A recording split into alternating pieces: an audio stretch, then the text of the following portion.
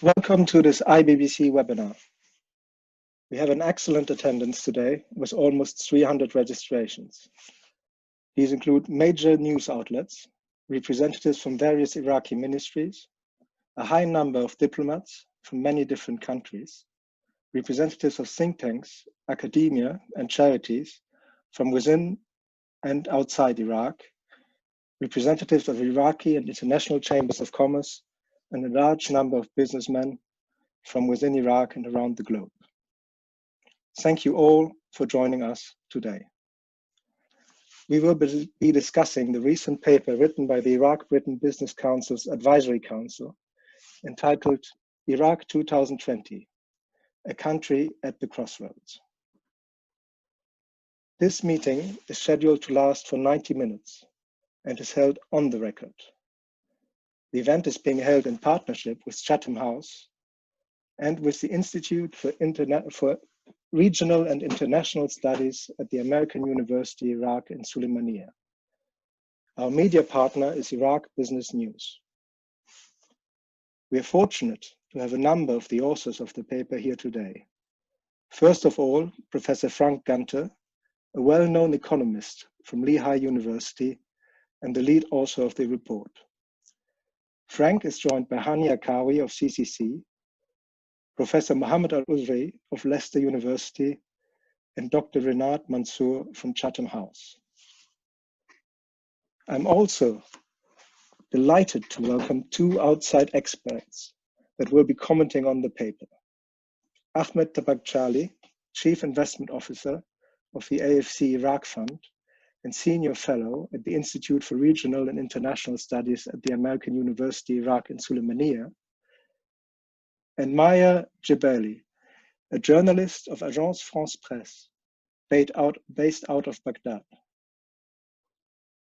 We will start with Frank presenting the paper. He will be followed by an assessment from Maya and Renat of the present political trends in Iraq.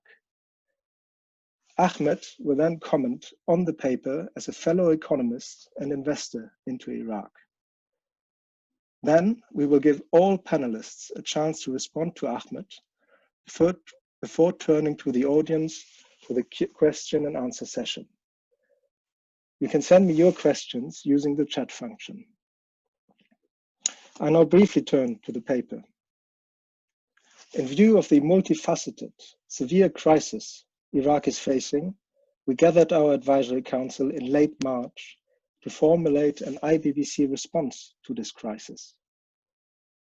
The result is this article, which is to be seen as a white paper for the Iraqi government. It has been published and was widely circulated inside and outside Iraq shortly after Prime Minister Kadhimi was appointed by Parliament.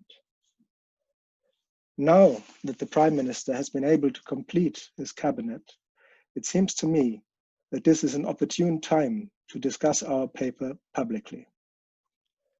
Without further delay, I'm pleased to invite Frank to present the paper. Well, good morning or good afternoon, depending on your time zone. I don't think I have to tell anyone here about the current crisis situation in Iraq, facing both external shocks and internal challenges. Externally, we've had the oil price collapse. Oil, $61 a barrel in 2019. Brent blend right now is $38.26. Dramatic drop, almost 50% drop. According to the International Monetary Fund, it's going to lead to a 10% decline in the real gross domestic product of Iraq. And the future is not much more optimistic. I saw that British Petroleum has revised their long-term prediction on oil prices to $55 a barrel. Now, Iraq requires about $60 a barrel just to pay the current expenditures, which is mostly salaries and pensions. But $60 a barrel just to pay the current expenditures, to pay the entire 2019 budget, there is no 2020 budget, to pay the entire 2019 budget would require about $80 a barrel. So the oil price collapse has not only had a dramatic effect of reducing the growth rate of the Iraqi economy, but is going to have an impact on the budget as well. COVID-19. June 12th, Friday's numbers, 496 deaths in Iraq, 12.9 deaths per million. This is concerning from two directions. First of all, this is a doubling of the number of reported deaths in about 10 days, from 256 deaths on June 2nd. Now, there is a possibility that what we're seeing is a data issue rather than a real increase, a doubling of the number of deaths. But there appears to be evidence that the death rate and the infection rate of COVID-19 in Iraq is accelerating. Now, it's not nearly as bad as Iraq's neighbor to the east. Iran now reports 8,730 deaths with a death rate of 106.7 per million. One of the things that, as we'll talk about in a few minutes, one of the things Iraq has done is close the border, or try to close the border between Iraq and Iran. So you have the oil price collapse, you have COVID-19, and then the reemergence of ISIS. ISIS, of course, has ceased to be a state, but it is still a violent insurgency, and there have been increases in incidents of attacks in Diyala, Saladin, and Anbar. In addition to these external shocks, there are the internal challenges, the widespread corruption. Progress has been made, but Transparency International still ranks Iraq as 162nd out of the 180 countries in the world.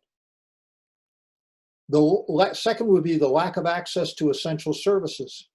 The lack of access to water, to electricity, has been one of the motivators behind the protests that began in October 2019 in Baghdad and have also been seen in many of the cities of the South. To me, probably the most important challenge, or the most serious challenge, is that of the massive unemployment and underemployment. Iraq is a very young country. As a result, every year, about 900,000 Iraqis become old enough to start working. Subtracting out the deaths, subtracting out retirements, adjusting for the very low labor force participation rate among women, Iraq must produce somewhere between 300,000 and 400,000 new jobs each year, just to keep the unemployment rate from getting larger. Since 2014, Iraq has not been able to produce those jobs. With the reduction in government revenues, the government can no longer act as an employer of first resort. As a result, the and underemployment rates have increased dramatically. The data is of very low quality, but one estimate is that 40% of recent college graduates in Iraq are unemployed. Another estimate is that 80% of the young men in Baghdad are either unemployed or underemployed. This massive underemployment not only has the economic impact, but it will be politically destabilizing. The final internal challenge that Iraq is facing is that as a result of the collapse of oil prices and increased expenditures, both the rise in government employees, which has gone up 42% since 2014, the rise in government employees, the fight of COVID-19, the security expenses, combined with the reduction in government oil revenues, means that in 2020, this year, government revenues are insufficient to pay salaries and pensions. Disregarding the other current expenditures, disregarding subsidies, disregarding investment, it's insufficient to pay salaries and pensions. One way or one option for the government to close this budget gap is by converting the international reserves that are held. And the World Bank estimates that this year, 2020, there'll be a 50% decline in the CBI, the Central Bank of Iraq's international reserves. That works for 2020, but that won't work for 2021 because the reserves will be low enough by the end of this year that it'll put a lot of pressure on the dinar. So these are the shocks and the challenges. The policy constraints. In the view of myself, my colleagues who worked on this paper, there are probably 4 policy constraints that have to be kept in mind. First of all, the necessity for strong support for any initiatives among the elected officials and the bureaucracy. We can't have what we've seen again and again since 2005, where where the elected officials or one set of the bureaucracy will propose something good for Iraq and it'll be opposed by another part. There has to be a unity. in the necessity for strong support for these initiatives. Second, transparency. Transparency to build public support, transparency to restrain corruption. There is an extreme lack of trust in Iraq, both the lack of trust of the average person in the protest in Baghdad against the elite inside the Green Zone, but also the distrust goes the other way. The elite, the upper levels of the government, the bureaucracy distrust the people to make their own decisions. And so there must be transparency to build public support to restrain corruption. The government must accept the limits on its ability to control, economic activity. Socialism is very deep in the DNA of Iraq. From 1958 through now, most of the important decisions were made in Baghdad. Iraq can no longer afford management of the economy from Baghdad. The government must accept the limits on directing economic activity. It must pull back. It must provide space for the private sector. Related to that is that there is no fiscal space for new initiatives. In preparation for this, myself and my colleagues have received a lot of letters and studies and proposals of what other organizations are asking the Iraqi government to do during the current situation. And invariably, when you read this, you'll discover that they say, well, we ought to spend another $5 billion here, another $10 billion here, another $20 billion over 4 years here. That's unrealistic. There is no fiscal space and no fiscal space expected in the future. Any new initiatives must be either self-financing or have minimum cost. There have to be limits, and one of the limitations on this paper is that it does not directly address the problems of corruption, of physical security, and monetary and exchange rate policy. It was felt by my colleagues and myself that there are other organizations that are more capable of providing advice in these three areas. I recommend highly Minister of Finance Alawi's May publication on corruption, not only the history of corruption, but very detailed policy recommendations on what can be done. So those are three areas in which we do not go deeply. Instead, we focused on 5 topics. First of all, dismantling the barriers between the leaders of Iraq and the people of Iraq is critical to build trust. Secondly, the Iraqi government must make the difficult decisions in a timely manner, the decisions it has avoided for decades. Since 2005, the government of Iraq has had this method of muddling through problems, of trying to solve a problem today, not worrying about the consequences for tomorrow, next week, next month, next year. That will no longer work. You cannot muddle through. Hard decisions have to be made, decisions with consequences. 2 examples. It is June and Iraq does not have a 2020 budget. The government spending is currently based on a 2019 budget, 1/12 each month, 2019 budget, where the world and Iraq's situation was much, much different. Another example, there is no oil and gas law. It was 2007 whenever a detailed oil and gas law was proposed to the COR, the Council of Representatives. It is yet not passed such an oil and gas law on how the revenues will be divided, how the responsibilities for oil and gas will be divided between the federal government and the provinces. The third of the 5 topics is dealing with COVID-19. Okay. The fourth is creating private sectors, diversification, coming up with a way of the private sector creating those 1/3 or 400,000 jobs that are needed just to keep the unemployment rate from getting larger. And finally, the 5th topic we discussed was dealing with the budget crisis without endangering the economic growth, without endangering private sector job creation. We ended up with, I hope you've had a chance to see the paper, we've ended up with 38 fairly detailed recommendations. Just a point of clarification, most of these detailed recommendations are a consensus of the 7 of us, the 8 of us that were working on this paper. However, some do reflect a majority view, where 1 or more of the members of the group felt that this was not the direction to go. Policy recommendations.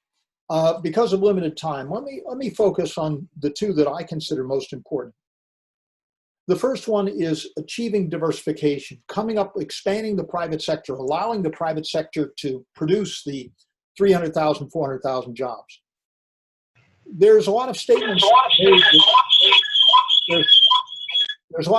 made that Iraq does not have a private sector. Well, it does. There's a small formal private sector, but there's a very large informal private sector. Maybe as much as 20% of the labor force is engaged in this informal sector.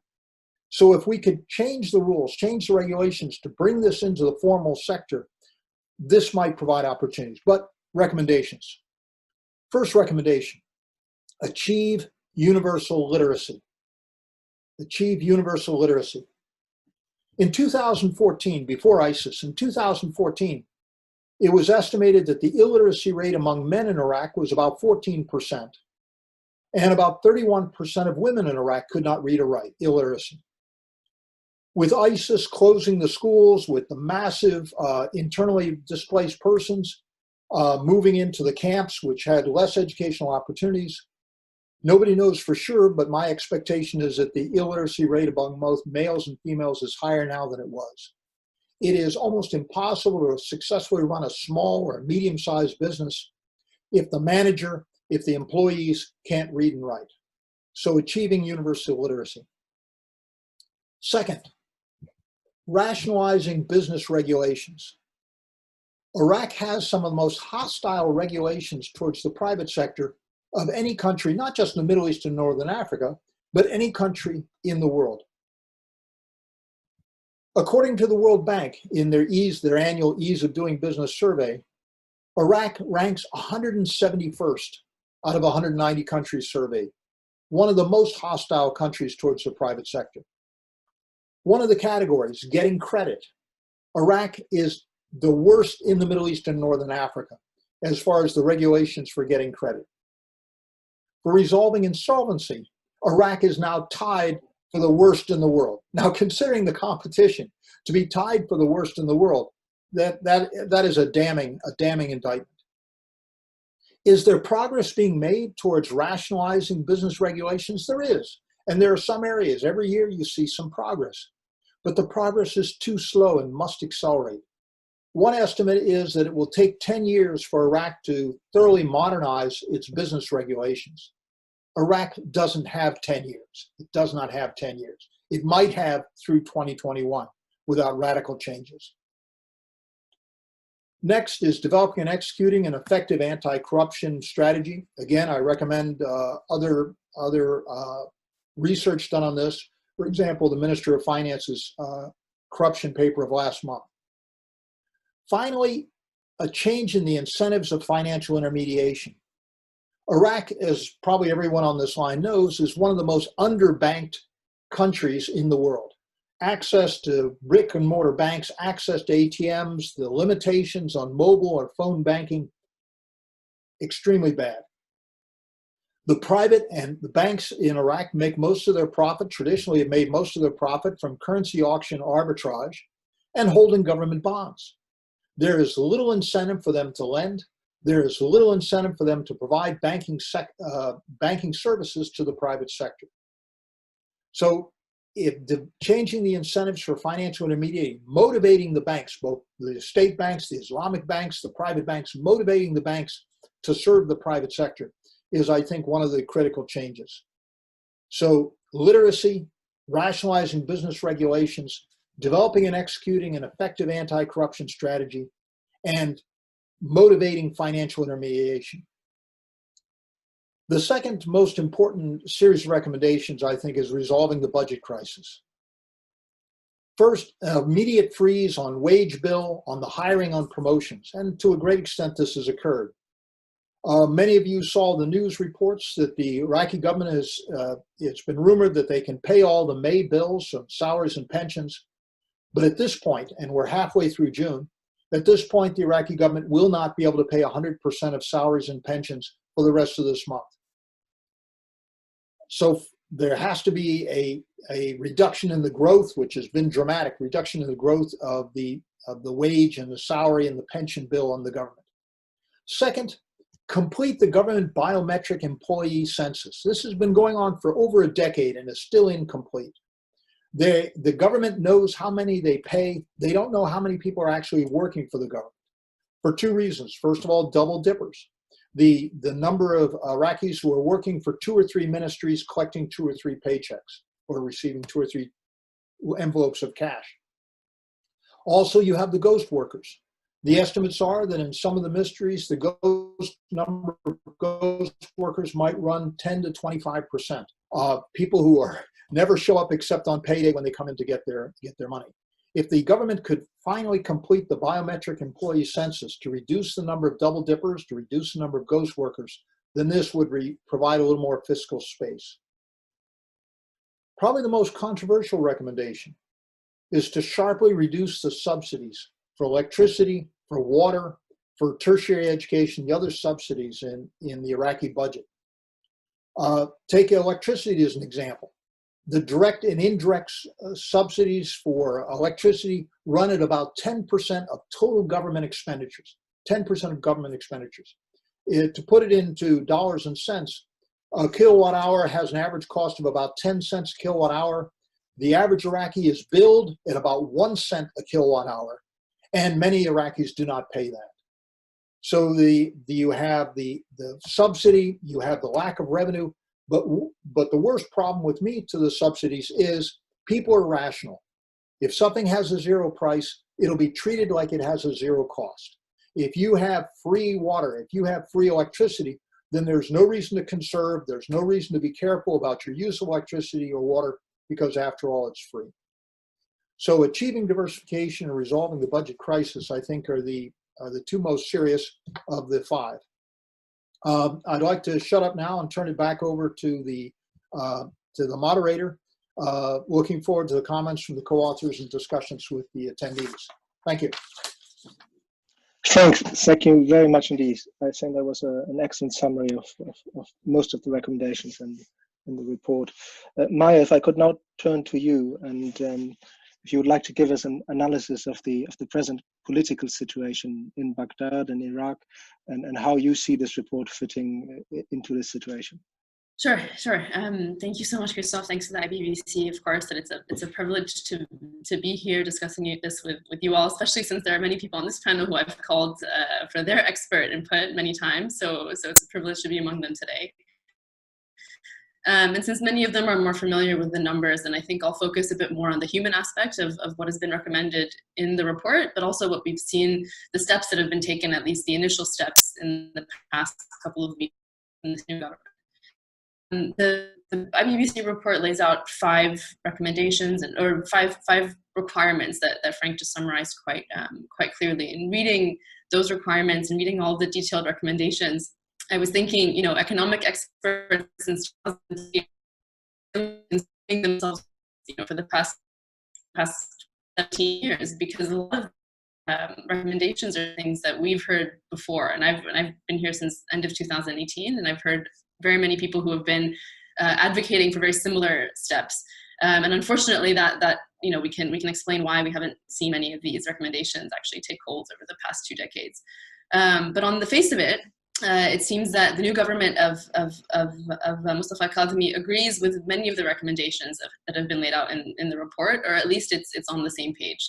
Beyond alluding to the goals of fighting corruption, eliminating red tape, decreasing the public sector bill, etc., they've actually talked quite directly about halting or decreasing the allocations to the salaries, investigating those responsible for violence, properly implementing import duties. And these are things that were all recommended in the report, which is great.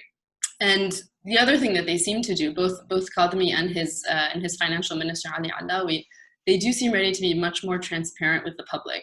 The Prime Minister, especially in his latest press conference, his most recent press conference on Thursday, was insisting on saraha, saraha, saraha. So honesty, honesty, honesty. And he said something that can translate roughly to the effect of, it's enough pulling the wool over people's eyes. We have to be honest with them, and they need to give us a chance for real reforms.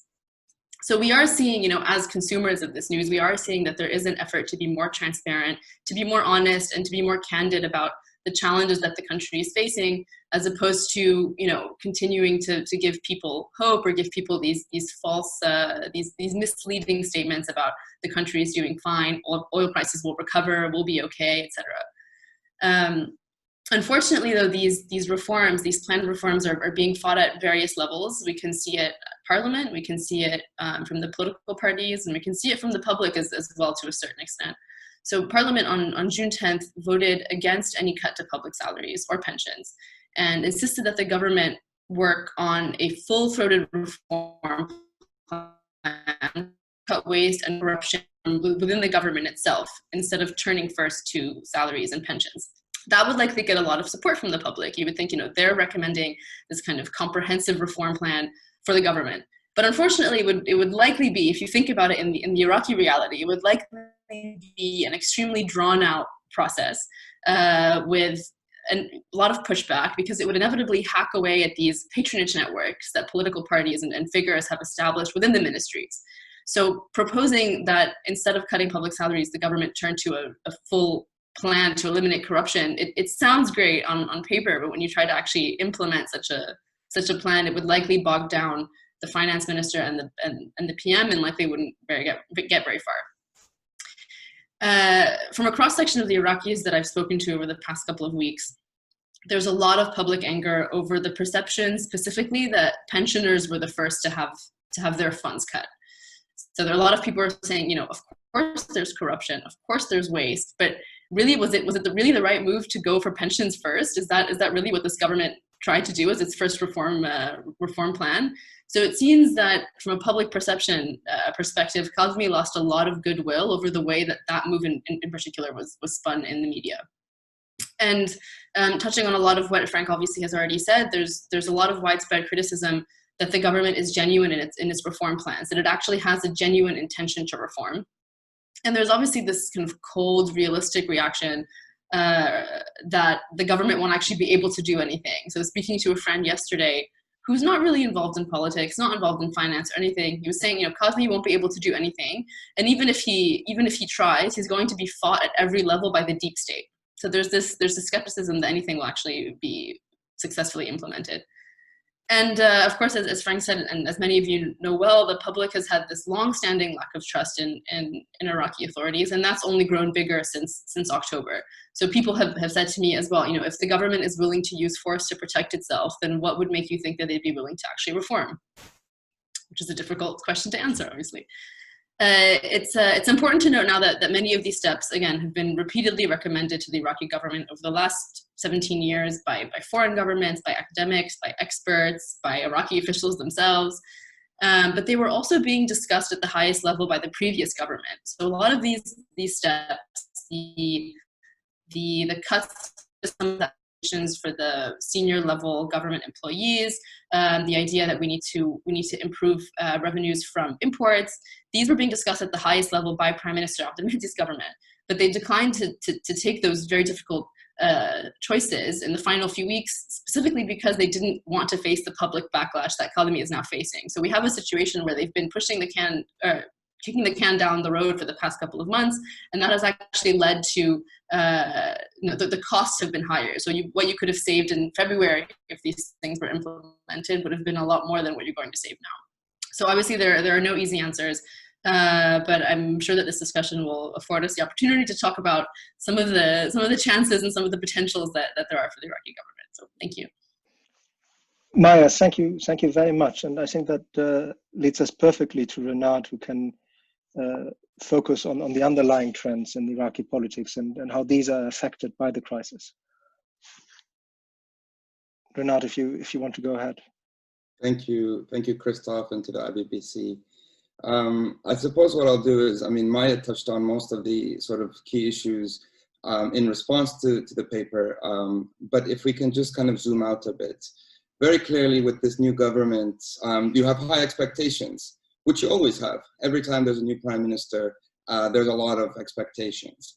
But also every time there's a new prime minister, there's a wish list, right? And very clearly with this prime minister, there's a wish list of all that can be done. The question becomes, how do you actually take that wish list of all of these, if you look at the government program, it's not just about getting to early elections or electoral reforms or political party reforms, it's everything and all. So that question is, how does that turn into a strategy given the kind of underlying structural challenges that Maya has talked about? And I think very clearly we need to first understand what the position of the prime minister is, right? So the point of the prime minister is to be a weak candidate. That's key, at least to begin weak. That's how the system is designed. And to allow the political parties in the system to muddle through doing what they do, but have that prime minister. And then that prime minister can eventually go either way. So for example, Nouri al-Maliki started off quite weak and then went towards centralizing power, which ended up in his defeat sort of after losing a lot of Iraq to ISIS.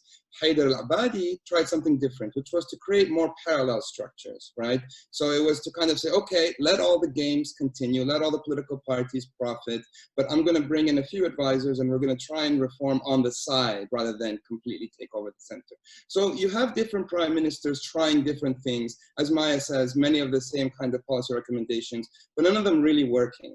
And I think part of it is, what are we looking at, right? How do we understand where power lies and where these decisions are being made? Is a minister ultimately the decision maker in his ministry, or in very few cases, her ministry? If I think there's only one now. I would say that Mustafa al-Kadhimi doesn't have many allies in his own cabinet. Only I think one name out of his initial names has gone through. He has 4 or 5 people who I think he can depend on. The majority of the ministers are either proxies of political parties or have come up to some kind of understanding with those political parties to get those positions, because at the end of the day, the ministries are controlled by political parties, not the commander-in-chief, the prime minister. So I think we need to look at that, but we also need to look at the PMO, and when you look at the PMO, he has some allies in place.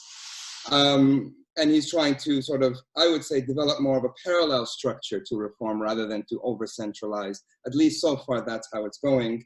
And then the next question becomes this issue that Maya raised to some extent, which is the private grades. It's the political civil service. This is the Iraqi state. These are the people across the ministries who are at different levels of director general, deputy ministers, who continue minister after minister, independent technocrats / unable to be powerful person. And they are the ones that push through the state.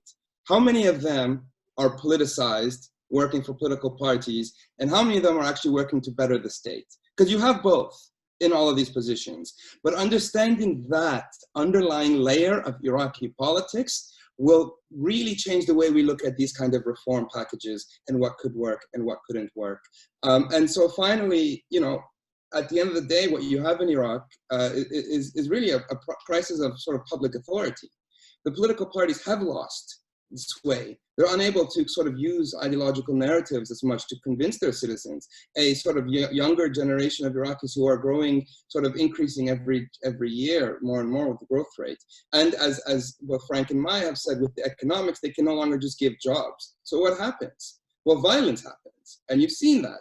The Iraqi state, those all in the state, have been killing their citizens, have been jailing their citizens, and have been wounding many of their citizens. And we can't we can't forget that this is still a government, not this one, but this is a political system that has now crossed the threshold to which it has become normal to jail, to disappear, and to kill citizens. And I think that's an important thing.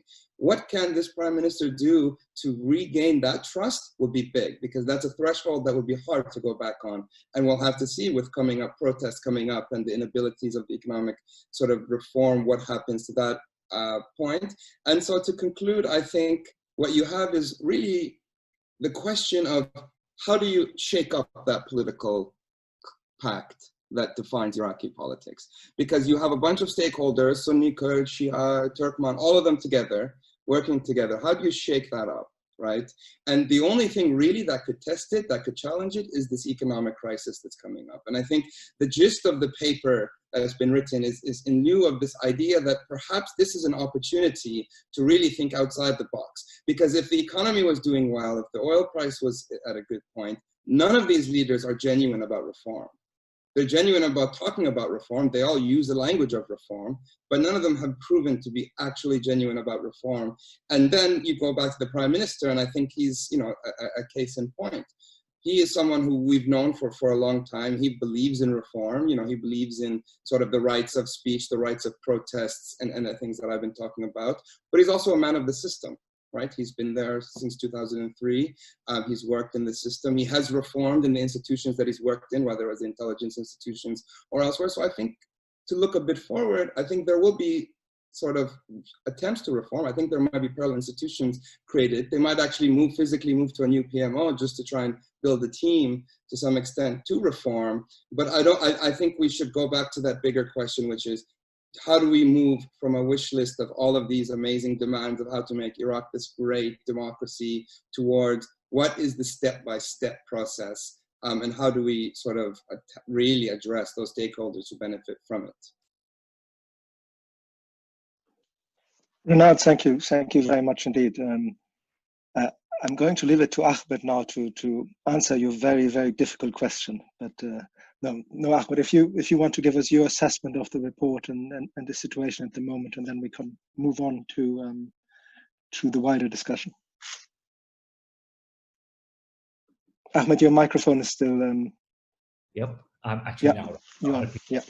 Well, first of all, thank you, IBCC, for the invitation, and it's a pleasure to be and a privilege to be with people whom I have a huge respect for, and so hopefully I would be able to add something to the picture. From what I gather, I have about like 10-12 minutes to go over that, and I'll try to keep in that. If I run out of time, please make some sort of hand signals to tell me to end it. Generally speaking, I'm going to look at this in three ways, generally speaking. So I'll have three general comments in a sense, and I'll go some specific into certain areas if there is time. I think basically, I very much enjoy reading the paper. I find myself in broad agreement with most of its conclusions and ideas. And I have some minor differences with some of the solutions, but I think the core and the gist of the paper, I am very much in favor for. However, I think the three general points that need to be taken, and I think they might answer some of Renat's questions, they might answer some of Maya's questions, and they go basically like this. This paper, what's really suggesting is a radical departure from the way Iraq used to conduct its economic policy. Now, the thing is, I'm fully in line with that. I have myself written all of that. The issue with coming up with that idea of a radical shift to that, in that the political economy of Iraq and the economic policy making is a direct systematic consequence of the system we have of the political settlement. So any discussion on radical changing of it, what you are saying, basically, you are threatening the very foundations that keeps that thing, whether it is a public sector payroll, whether it's the contracts, whether it is actually this whole mismanagement of the economy. It's a direct consequence of the whole muhasa structure that we have. So anything, and we have seen, I think, all of us in the last week or so, the hell and fury that has been unleashed with just addressing the issues. I mean, principally wise, I mean, the idea needs to be addressed, but you can see the hell and fury that's been unleashed, and you can see it in Parliament in a huge way. Okay, the Parliament decision has no meaning in a sense legally and so forth, but yet it tells you, it shows you how much they are against it, how much they are against it almost every way. It actually was so powerful that the Prime Minister actually backtracked on some of the stuff that actually his ministry said. Where they said, X percentage has been those guys below certain levels, those guys above certain levels will be taxed. That has been completely killed and fudged over by the idea, oh yeah, it was a question of funding. And that just shows you the power of the system, and you've just touched on one of its core issues. You haven't really addressed any of the other ones.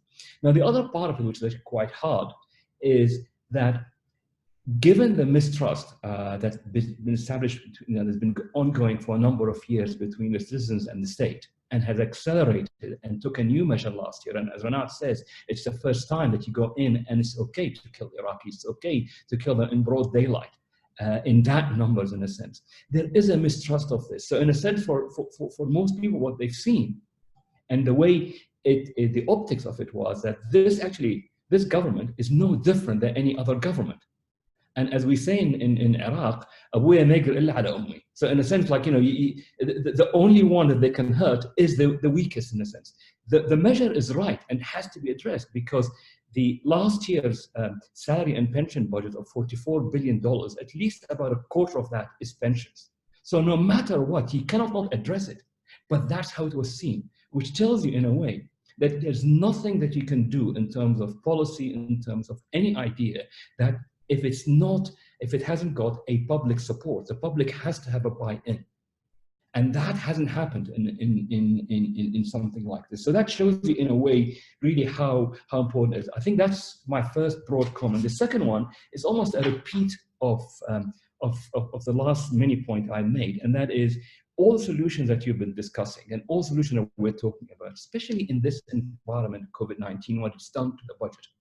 Because keep in mind, by the way, last year's budget, if we use last year's budget, the current expenditure part of it was $73 billion, of which $44 billion was salaries and pensions. But we're not talking, so between 44 and 73 comes the social security, comes the electricity support, all of these things you cannot touch. You really cannot touch in a way, in a way. And if you look at, if Brent stays at $40 a barrel, averages $40 a barrel, and even if it averages, by the way, the physical oil that we have actually sells in the last month has sold for something like $10 less than Brent, if not more. So you're talking, I'm assuming 40 billion, I'm doing the normal discount, you're talking of revenues of about $45 billion if oil stays where it is. And you have the biggest chunk of expenditure, 73 billion. So whatever you do, whatever cuts and slices you do, you have to address that big thing, which is completely difficult to challenge. Now, what does that mean? That means that any solution will be very painful, that the pain would continue for a long, long time.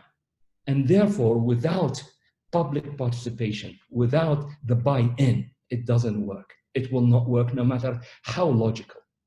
Because you need the buy-in, you need these people to come in with you in that. And in a sense, by the way, when you hear, you read Minister Alawi's papers in the past and stuff, and you have a huge admiration for him. But it's the first time that, when I heard his two pieces, it's the first time that you go in and you want to pinch yourself as an Iraqi. For the first time, we have an Iraqi official that actually makes coherent economic and financial sense. Normally, I wouldn't say, poor, but normally it's like you're talking of people in La La Land in a way. It's the first time you have a coherence, that you have a man who understands the core issue, and the solutions are the real solutions. However, again, as I said, I feel personally, in a sense, that something like this, the way the buy-in works, is something along the lines of a Clinton town hall, or what a Macron did in the last couple of summers when he addressed those issues. In a way, you need to have people be part of the solution.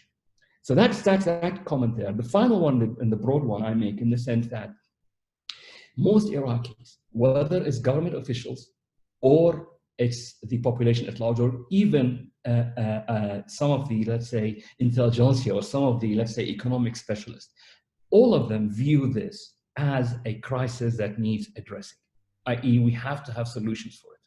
And most of the solutions that you can see in Parliament, and especially if you hear the current discussions that the Parliament is having in allowing the government to borrow or not to borrow, how much they can borrow internally, externally, and what solutions they're coming up with. And even we talked about what they're talking on border issues. All of these things are sticks and tapes to fix a major problem. What they don't realize, and what really is completely missing, is even if these measures, if they work, I don't believe they'll work, but even if they work, they are not going to solve the basic issue. And the basic issue is a structural abnormality of our budget, and coupled with our powerful demographics. To give in a sense, I'm working on a piece of paper which I hope to publish very soon. Basically, if you look at it, last year, even though the 44 billion that paid in salaries and pensions was a record, in fact, spending on salaries and pensions on a per capita basis peaked in 2013. It never recovered from there. It peaked in 2013 and it's below that. And you can even see it in the ability of the government machinery to hire people. You look at the figures as what percentage of the labor force were employed by the government. and you look at start of 2003, they are about 20%, already high. They peaked again about 40, 42% in 2013, and they stayed at that level. And yet every year we have something like 500,000 people, 200 or 300 joining the labor force. So even if oil prices are where they are right now, even if they were at last year's level, that means what happens is we can't hire any more people, which means they will become 40 in 10 years' time, that figure will become 30%. So you mean you have 70% of people who have to find a job in the private sector or in the informal sector. And even those who work in the private sector are mostly employed informally because of our, as Frank said, our hostile labor laws. So the public unrest will continue no matter what happens. And what people don't realize and don't see is that what this crisis did is that it showed us what the future looks like, what 10 years looks like today in a sharp focus. This is what it looks like. Because no matter what happens, and I'm working on various numbers, that in order to keep the same pace, we need oil revenues of 120, 130 billion just to stay where we are. And that's impossible. So even if oil prices stay where they are, just the fact that our population is growing the way it is, that crisis will hit us far worse in a few years' time. So the idea I'm coming up with is that these solutions need to be fixed properly. We can't play with those measures. As Renat was saying, that this crisis actually does give us the opportunity to address it. But we need to see that this is actually a multi-year process, that whichever way we look at it, oil prices will not be sustainably higher than 45, 55 in any length of time. I mean, and that's assuming, by the way, we're all assuming that we're not going to have a second wave of COVID-19. We are going to go back to normal in the next few months. So that's really where we're coming to. And I repeat, the whole idea is that untouchable is 44 billion salaries and pensions. Adding on top of it something like 30 billion is the thing which keeps the state going. You're talking 73 billion, which is, so no matter what you do in terms of increasing revenues, you go to 8 billion, what would that difference make? 8 billion addressing the borders, what would that make? Nothing, absolutely none. Because that big spending thing, you've got to take it out. You've got to somehow, and I can't see how it can be done without people participation. How am I doing for time? Do I have like 2 or 3 minutes to go on for sections, or leave it to questions? No, please go ahead. Another 2 minutes, fine. Very quickly, going on some sections. For example, Frank is absolutely right. We are the most underbanked country in the world. Banking plays no role whatsoever in our economy. Loans to the private sector are at an all-time low. 9% of GDP is private. That's nothing. You talk to most private sector companies, their biggest issue is access to finance. And so we have this all ideas of, the government talking about or even specialists talking about banking reform. The thing is, none of this will ever work because you need to have two or three crucial things. The most crucial thing for banking is you need to have the rule of law. Because without a rule of law, without a legal system that allows you to claim back your money, i.e. because if you have indebtedness and you have failure to pay your debt and so forth, you have to have a way to get your money back. It doesn't exist. I mean, by the way, this is a regional issue. It's not only in Iraq, but in our case, it's far worse. It's made worse in the sense that we have not only that there is no legal structure, but we have no rule of law. And the other thing is we have a cash-dominant economy. And the dominance of cash is for multiple reasons. One of them is no faith in the state. And so you add those two, and you end up with a banking system that, in a way, we have about 8 percentage points difference between what borrowers take and what depositors get and what lenders pay, which is a huge, I mean, that's a space where you can fit trucks, and you don't get this kind of space anywhere else. And on top of it, banks demand 150% collateral. Those two things cripple any business, but you're not going to do it by bringing in central bank specialists and that kind of thing without hitting at the core of the system. So you get that there. On the private sector, I fully agree with Frank. We have a huge, vibrant, informal economy. Okay, it's unproductive because it's mostly in trade and goods and services and so forth, but it is there.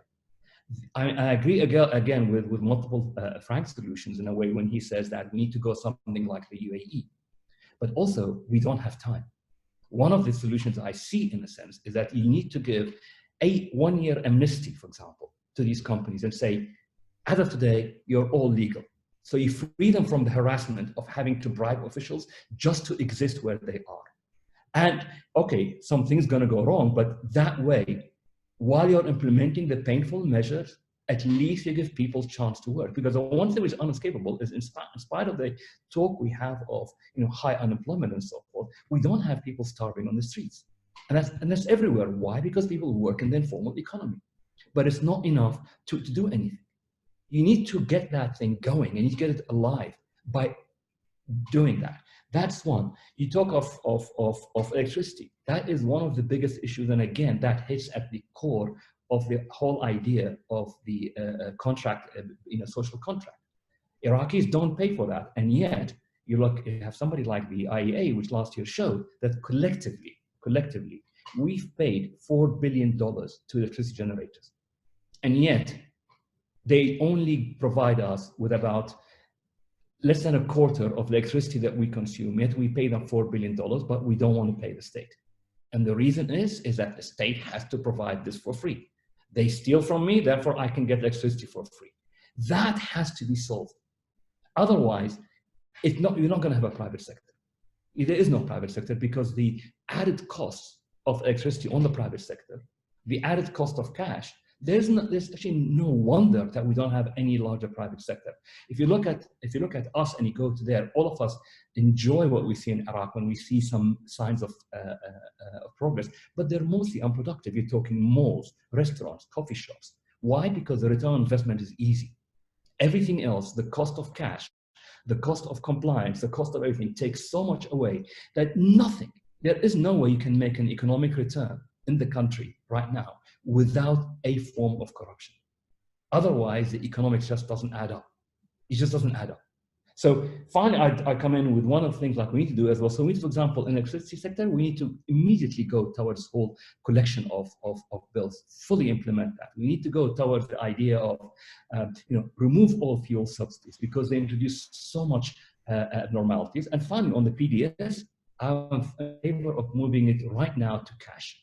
Instead of giving people the food rations, you give them cash as of now. Because in that, there is a whole structural imbalances when it comes to electricity, when it comes to farming and all the stuff that goes with it. So I think with those things, I end my thing and open to questions, if anybody be interested. So thank you. Thank you, Ahmed. Thank you very much indeed. Before we go to the Q&A session, I would like to ask Hani Akawi to make some comments from a private sector perspective. Hani, what do you think Iraq can do in this moment in time to improve the conditions for the private sector to grow? Well, good afternoon, ladies and gentlemen. Thank you for being with us today. Yes, I would like to comment on specific item, which is the private sector as a prime focus, because we all know, we have spoken about how the budget is being depleted through salaries and government employees who majority are unproductive. I come from the private sector and we look at the bottom line. The bottom line is how you can raise the economy to the welfare of the Iraqi people. And without having the Iraqi people themselves getting hold of the economy, the government cannot manage this huge number of employees and inefficiency non-performance. We have, in the economy, we have huge sectors that can be all become private sectors. Starting from the power sector, all can be. There is an example in Iraq of power private sector. It should be all follow the power distribution sector, the sewage, which doesn't exist sector, the water treatment sector, the public transport, oil refining, heavy and light industry, the fertilization, the mining, agriculture sector, touristic hotel sector. All these can be handled by the private sector if given the right chance and given the right environment. through legislation, but with immediate effect. That is the only way. I would like to mention here, Iraq has been 40 years at war, and it came as we all know it. There are countries which we can look at, like Japan and Germany. What did Japan do? Japan basically had a wise man sit down and make a plan, a strategy with a vision to Iraq. Iraqis can do that through collecting individual wise men to make a strategy plan. One of it is privatization. Of course, we mentioned corruption, we mentioned so many things. With the privatization, of course, there is the banking sector, which is the backbone of any economy that can raise. And this can be achieved. Cutting corners by cutting salaries or cutting this does not bring money to the welfare of the Iraqi people, does not give welfare. You have to have the private sector to raise with the economy. So that's one of the focus points which we would like to address. Thank you. Hani, thank you. Thank you very much. We've got one more author of this report with us today, and that's Mohammad Al-Uzri, Professor Mohammad Al-Uzri from Leicester University. Mohammad, there are a number of items I know you would like to raise, but maybe you could give us a brief update on the COVID crisis and how it affects Iraq. We had questions in the chat already about it. Will there be a second wave? How is the Iraqi government dealing with it?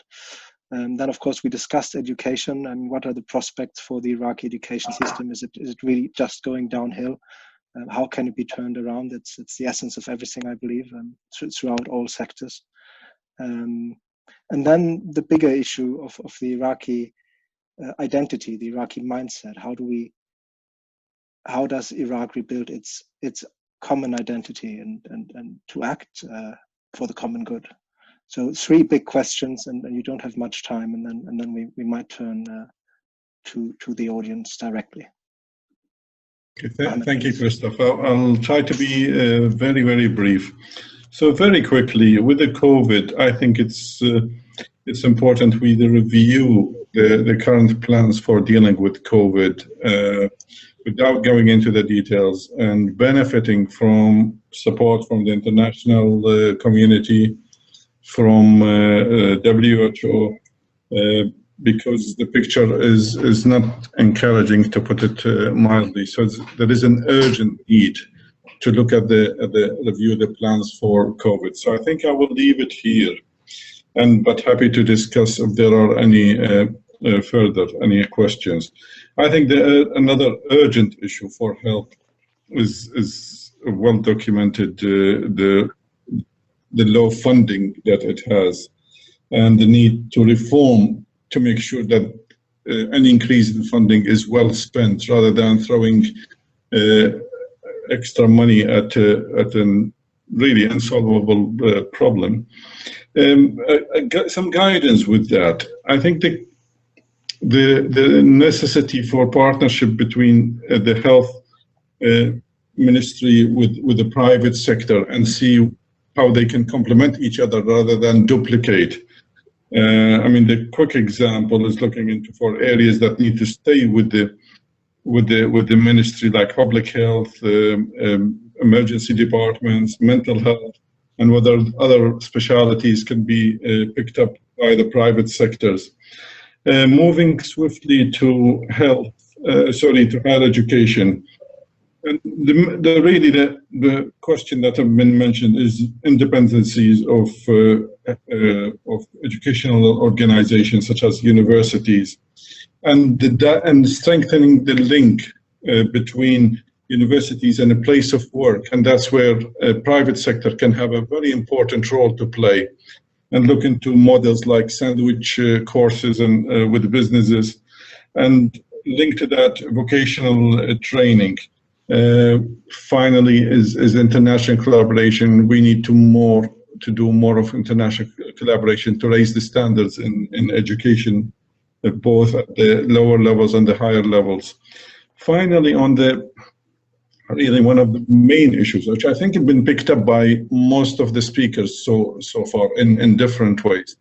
It's really the mentality of the need at this stage to learn to work together. I don't think as Iraqis, at least at the leadership level, have found a very kind of helpful or healthy way of working with each other. And I think that's an area where more work needs to be done. I'm happy to expand on that, but just mindful of the limited time we have. I can come back to it in questions, and especially about the mindset that we have the same problems, and they're all, okay, I'm gonna give them the benefit of the doubt and say everybody is trying to solve the same problem. I think the methodology used is far from ideal. So I'll stop here, and I'll be happy to take any questions. Well, thank you very much, Mohammed. We now have about 30 minutes for the Q&A. All panelists have received your questions. It's in the chat function. We've received a great many of them, so I think I will try to bulk them together into different topics. We also received a number of requests from attendees of this session to intervene in person. I'm sorry we cannot accommodate them at this moment in time. And if you have any specific comments about how we gathered our data and how Frank compiled the data, do please email us, and I'll put you in touch with Frank, and I'm sure that kind of discussion can be held offline.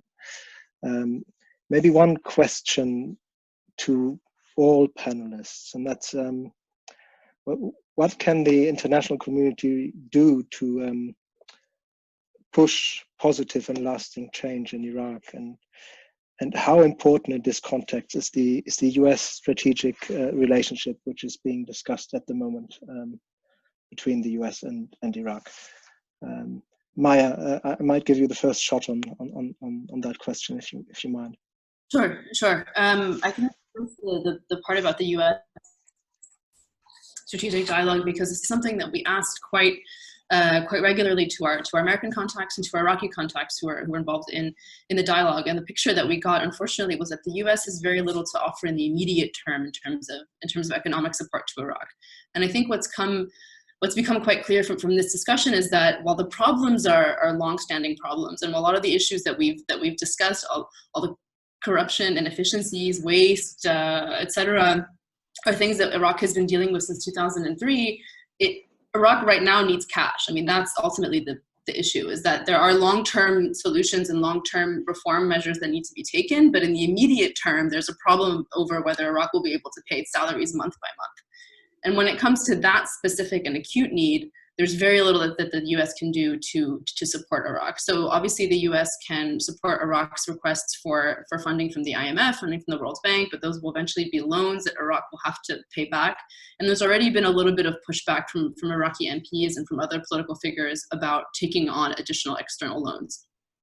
So that's already kind of a bit shaky. So unfortunately, there's no, I mean, the US is not going to inject cash into the Iraqi economy. But from the international community, again, it's really difficult to imagine that the international community right now is prepared to help Iraq plug the holes in its budget when everybody else is dealing with their own crises, with their own economic recessions, etc. So it's a context that I think is not necessarily an optimistic outlook for Iraq. At the same time, I mean, just from my own observations, I've only been here a year and a half, a little bit more than that. But almost everyone that I've met, a lot of the young Iraqis that I've met are either public servants, so they work in the government, or they work for NGOs. And a lot of those NGOs are UN funded. They have to do with supporting displaced populations, mine removal, etc. I really would like to see Iraq get to a place where young people are not employed by either, where young people are able to look for opportunities that are not international support and are also not the government. So I'm not sure, again, if in the long term, additional international support or a bigger international crutch for Iraq would be the answer. But not an econ expert, not a financial expert, just an observation from my short time here. Thank you. Maya, thank you. Is there anyone else who would like to comment on that question? Christoph, if I could. As far as what the U.S. can do, I would think that there are three. First of all, there's the security aspect, which we'll put to one side. Another is previously, there is no international market for dollar-denominated Iraqi government bonds. However, the U.S. government has provided a guarantee, I think it was for $1 billion previously, a guarantee that made those Iraqi government bonds sell internationally. So that might be a possibility. If the U.S. government would come forward and guarantee Iraqi government bonds sold in the international market. The third is the recovery of looted funds. It's estimated that somewhere between 125 and 150 billion dollars, with a B, billion dollars worth of Iraqi funds have been looted and are in New York or in Switzerland or London and other places. And it would seem to me that there would be a role that the U.S. Treasury could play in trying to identify these funds and to go through the legal labyrinth of getting these funds attached and returned back to the Iraqi government. Thank you. Thank you very much, Frank. Ahmed, did you raise your hand as well? Very quickly, I mean, in a way, I mean, Iraq is lucky when it comes to international relationship at the current time, because you basically have a prime minister and you have a minister of finance who understand how international market works, especially the minister of finance.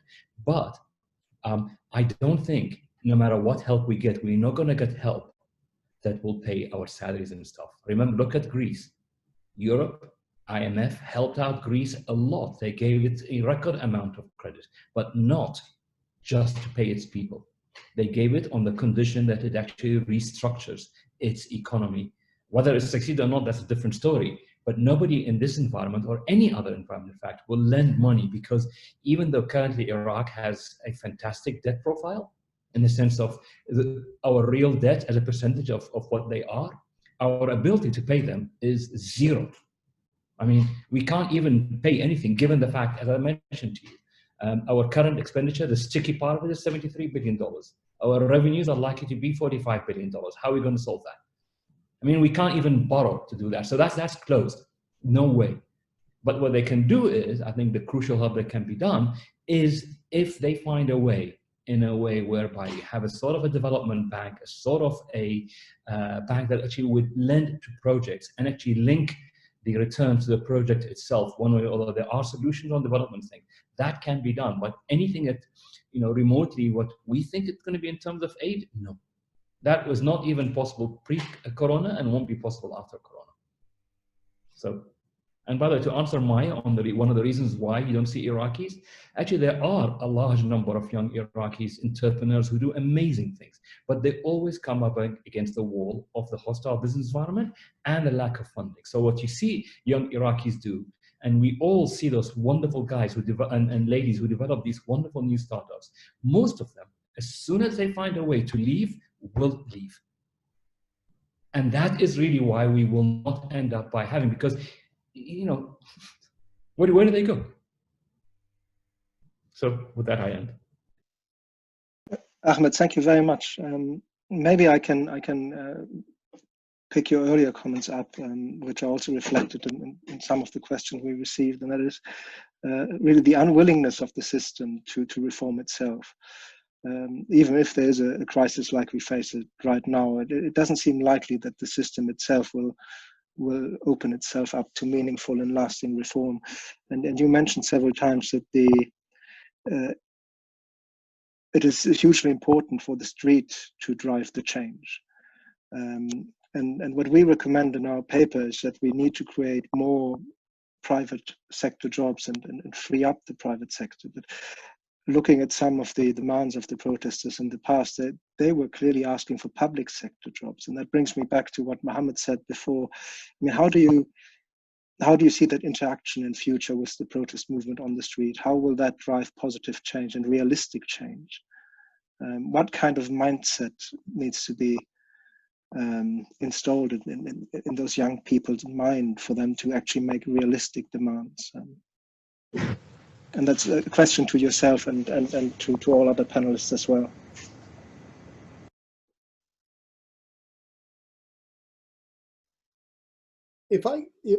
I'd like to follow up on something that Ahmed just said, that you go to the station, you go to the Ark, and you see some really impressive young men, mostly young men, a few young women, who are interested in building their own company. And they're very excited, but they run into the two barriers that were just mentioned. The temptation to go for a government job, it tends to have good pay, a more relaxed work environment. You can't be fired, a guaranteed pension. The private sector doesn't have a pension system. Can be very tempting, but I think a lot of young Iraqis are attracted to the idea of being their own boss, of establishing a business.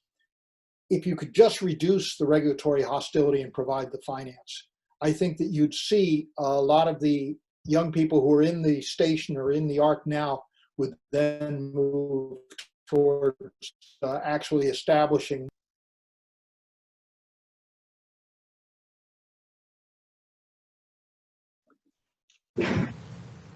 Sorry, Frank, I couldn't hear your last, the last part of your comments, but. Yes, what I said was absolutely brilliant. Good, excellent. Well, we're talking about startups, and we all noticed that the World Bank is focusing heavily on the digital economy and startups in its last outlook. We haven't done so really in our report. Well, a question to us is, why did we not do that? Sorry, there was a piercing noise. Why did we choose not to focus on the digital economy so much and not see it as such a priority? I don't know if Frank, you want to answer that question, or I cannot speak for my colleagues, but I thought it was, for me at least, it was a matter of scale. That if we're talking about the creation of 1/3 or 400,000 jobs a year, I did not really see the potential of that being done through digital products being sold in a digital marketplace. I saw that as a matter of, we need the underground or the informal economy, machine shops and textile manufacturing firms, small scale textile manufacturing firms, the tourism industry, the agricultural. There's probably no jobs in agriculture, but there's the potential for a lot of jobs in agribusiness. I saw that as having the scale necessary to actually make an impact on the large number of young men and women looking for jobs every year. Now, I can't speak for my colleagues, but I think that was my motivation for not giving as much attention to the digital marketplace and digital entrepreneurship. Thank you. Thank you, Frank. Hani, you wanted to comment on that as well.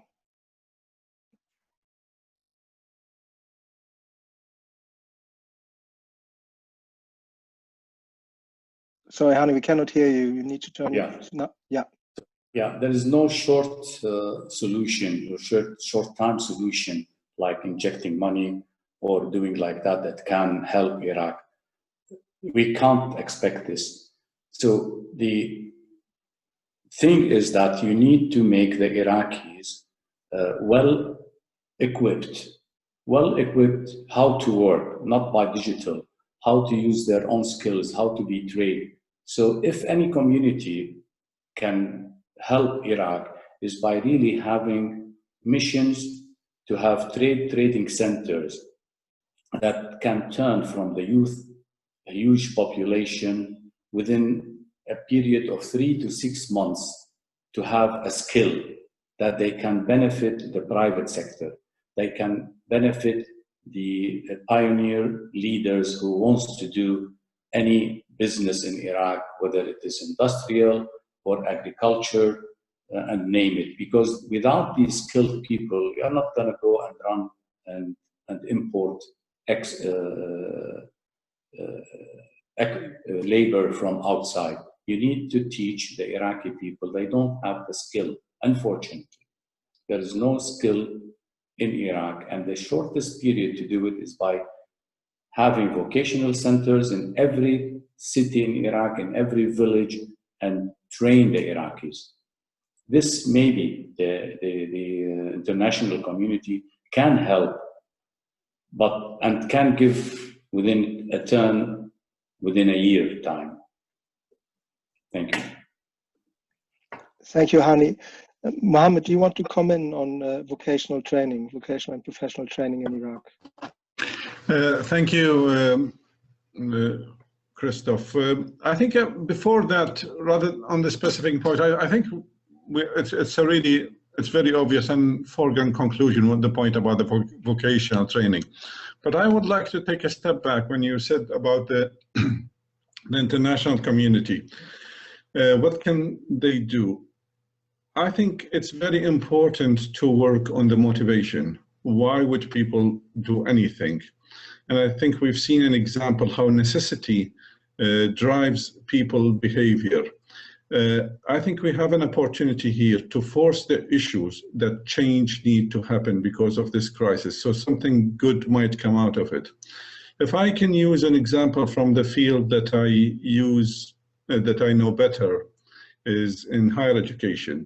In higher education, since 2003, there was huge resistance to use technology, use online learning, and people who know the system in Iraq, they wouldn't recognize the online degrees.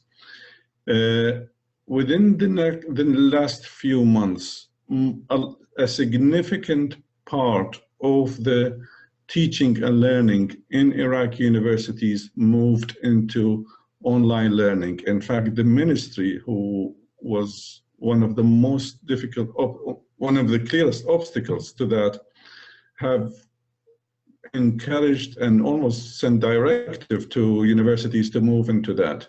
I think this is where we should be looking as an international community, looking for opportunities to work once a clear motivation came through. I now receive far more requests to help with learning and teaching using online that I've ever had since 2003.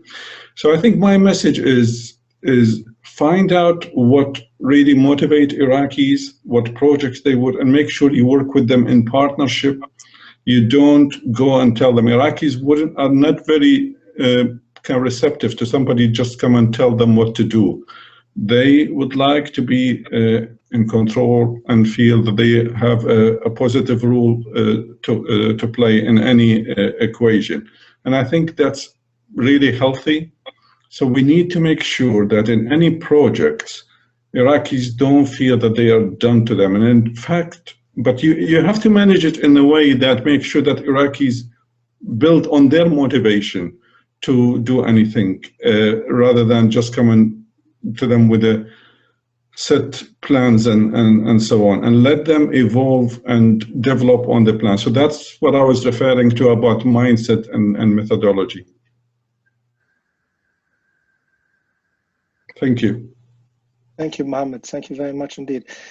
We've got a lot of questions and we'll not be able to answer them, but there's one very simple question which maybe doesn't have a simple answer, but that is, can China play a positive role in improving the investment climate in Iraq? Yeah. It's not an easy one. I don't know who wants to give that one a go. Ahmed, yeah. I'm happy to do a bit of answer on that. I think, China or China in a way. I mean, it certainly is a very viable partner, but in a way. But the thing is, what is misunderstood in the Middle East, and people have no idea, is China is viewed as a better business partner than the US or elsewhere, because China takes on projects that are not followed by US or Western companies, and that's perceived as China is the good guy. Now, China is not a good guy nor a bad guy, and same as the US and elsewhere. It's all a question of economic returns. China does not make decisions, at least its firms that do invest in Iraq, they don't make economic decisions, they make policy decisions in a way. Western firms, when they come and do business in Iraq, they have something called return on capital, return on investment. It has to have an economic sense to it, which is why they don't undertake certain projects. China, on the other hand, has a greater interest. China secures its own interest, so it looks at things strategically. So that does not mean The fact that they don't ask for higher returns does not mean that they are asking for any less of money. They're asking something that materially is equivalent to the same thing as paying money. We in Iraq don't seem to understand that. We seem to think that that is free. There is no such thing as a free lunch in the world, whichever way it comes in. And there is no evil or a right way of doing business. There is a price that are we willing to pay. If we cannot compare China to the West, not in the same yardstick, because the price that they would want is very different than what the US wants. And we seem to be thinking more in terms of money. I think China can do a role like anybody else, as long as we understand what is the price we're agreeing with China, what are they offering, and what are we getting. But we don't seem to have that. We seem to think that, oh my God, this is like a panacea. These guys are willing to do these things for free because they're good guys. It doesn't work like that. I mean, that is, I think, the issue. It's not there. There's always a return in any kind of a business deal, and it has to be logical. And ultimately, even if we're willing to pay the China price, that does not change the fact that we have to make Iraq not business hostile, because the people who suffer the most from the hostile environment are Iraqi businesses. They are the ones who suffer the most from that. So whether China helps out or not, that will not make a difference to our own universe. So with that, done. Thank you. It sounded rather like a no. Well, no. It's actually yes, but you need to understand the price that we're paying. We're not paying a free price. We're not getting a somebody who would do for us a low rate of return. The low rate of return is, yes, economically is a low rate of return, which looks attractive to us, but China has another purpose. Now, if we're willing to pay the overall price, there's nothing wrong with it. That's what I said to you. There is no evil or good. There is only a price that you have to understand. Are you willing to pay? Do you understand it, and are you willing to pay for it? That's how you can have an exchange. What we have is a complete lack of understanding. So when we embark on an exchange, that's where we go wrong. And that's why we have such an excitement about China, by the way. Well, thank you very much. Hani, do you want to comment as well? I mean, you've been heading one of the largest construction companies in the globe, and I'm sure you had much experience in working with China in many different countries, not only Iraq. Yeah, I mean, I do concur with what has been said at the moment. They don't come for a free lunch or nobody is coming. China prime object is to export their goods. So if they get any projects, they would like to export goods, and they would like to bring their people to do the project. This is how they benefit. If I want to ask China how to benefit Iraq, I would say, and it will have to be, that can be done as a good gesture for the future, is by training the Iraqis how to earn their skills. Because Chinese people have become very highly skilled in all aspects.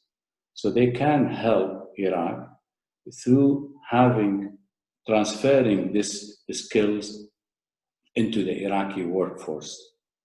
But to come free and try to help us, the Iraqis, for nothing, no, they will bring all their own goods and their people to do it. That's the simple answer, yeah.